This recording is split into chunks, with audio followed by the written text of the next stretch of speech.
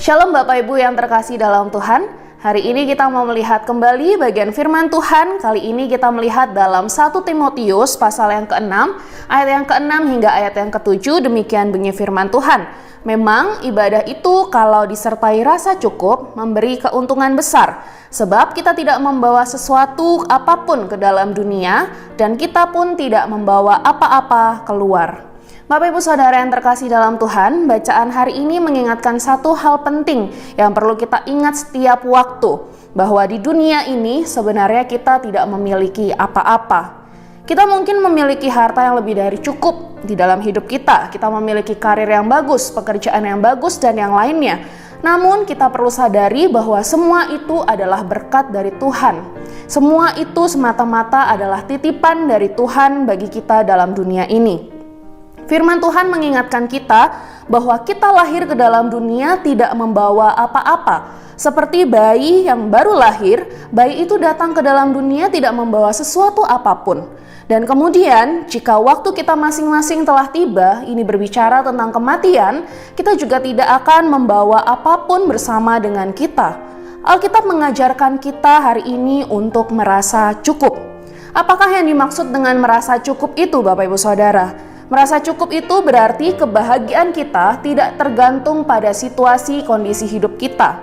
Hampir setiap orang cenderung terjebak ke dalam pemikiran ketika. Saya akan merasa cukup ketika pekerjaan saya lancar. Saya akan merasa cukup ketika saya sudah punya rumah, saya bisa pensiun dengan baik dan semuanya berjalan dengan baik. Dengan demikian saya akan merasa bahagia. Nah, Allah berkata, tidak. Begitu engkau akan di sana, engkau selalu akan menginginkan hal yang lain.